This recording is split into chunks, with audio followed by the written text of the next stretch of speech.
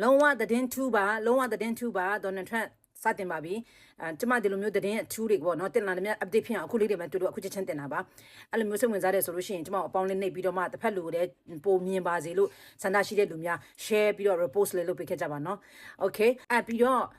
impudor ကထုတ်ပြန်တယ်ဒေါ်နယ်ထရန့်ရဲ့ညွှန်ကြားချက်ရပေါ့သူ့အမိန့်ရပေါ့သူတို့ဗီနီဇိုလာကိုတိုက်တော့မယ်အဲ့အတွက်ကိုသူတို့ပြင်ဆင်နေပြီအပေါ်ကလေချောင်းတွေလည်းတော်တော်လေးလွတ်နေပြီပေါ့နော်သူတို့တိုက်တော့မယ်ပေါ့ပြီးတော့အထဲထိဝင်စီးမယ်လို့ပြောတယ်နော်တိုက်ဝင်တိုက်မယ်အထဲကိုဝင်တိုက်မယ်တဲ့ဗီနီဇွဲလားနိုင်ငံအတွင်းကိုဝင်တိုက်မယ်လို့ပြောပါတယ်ပြီးတော့နောက်တစ်ခုကဘာလဲဆိုရင်တို့ဒီသတင်းရတဲ့လူတွေအကုန်လုံးကလည်းပြင်ဆင်နေပြီပြီးတော့ဒီသတင်းဌာနဒီတယောက်ကကြတော့ဘယ်လိုပြောလဲဆိုရင်ဒါဟာတဲ့တို့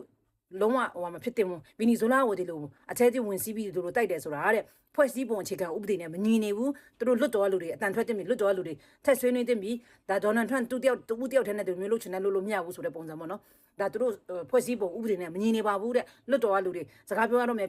ဘာဖြစ်လို့ဆိုတာဗီနီဇွဲလားကိုတို့တိုက်တယ်ဆိုတာတို့အတွက်နိုင်ထက်စီးနင်းလုပ်ပြီးတော့မှတစ်ဖက်နိုင်ငံကိုကျူးကျော်ပြီးတော့မှအဲ့လိုလုပ်တယ်ဆိုတာမဖြစ်ဖွဲ့စည်းပုံဥပဒေနဲ့မညီဘူးအဲအကြောင်းမလို့တို့ကဟိုဟာနဲ့လွတ်တော်တွေကစကားပြောတင်တယ်အဲ့လိုပြောပါတယ်ပြီးတော့ဒီမှာကြည့်လိုက်သူမနေ့ညမှာဒေါ်နယ်ထရန့်သူ့ရဲ့ဟိုမှာကိုလေကျမသူ့အရင်သဘောကျတယ်သူပုံစံနဲ့စမတ်လက်ကျတယ်ပြီးတော့သူအကြောင်းတော့ကျမတက်ဗီဒီယိုလုပ်ပြီးတင်မယ်နော်ဟောလိုဝင်းညပါတီမှာတို့ဒင်နာလုပ်နေတို့ဒင်နာအချိန်မှာကြည့်လိုက်နော်တိုးနေတဲ့ဒေါ်နယ်ထရန့်တကုံစကားတွေပြောနေတာပြီးတော့ဒီမနေ့မှာ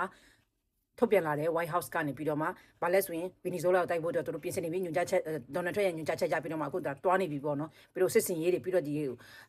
အပေါ်ကလေချောင်းလိုက်ဟိုဟာတွေပေါ့ပြီးတော့မနေ့ကမှလည်းကျမတင်တယ်နော်ပြီးတော့ဘာလို့လဲဆိုရင်ရုရှားကလေရင်တွေရောက်နေတယ်လေရင်တော့မှသစည်းမဟုတ်ဘူးနစီးမဟုတ်ဘူးပေါ့နောက်ထပ်လေရင်တွေလည်းအများကြီးရောက်လာတယ်ဆိုပြီးတော့မှဒီသတင်းဌာနတွေကဖော်ပြကြတယ်အဲ့ဒါဗာလဲဆိုရင်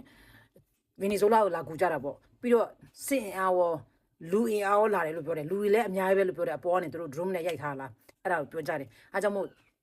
စတော့မှာပဲကဲဒီလိုမျိုးစလို့ရှိရင်အခုတည်းစစ်ဖြစ်နေပြီဆိုလို့ရှိရင်လည်းဖြစ်လာဘယ်လိုတွေတိုက်ကြလဲဘယ်လိုလဲဆိုတဲ့ဟာကိုကျွန်မထပ်ပြီးတော့ update တဲ့နေ့တင်ပြပါမယ်အားလုံးပဲ bye bye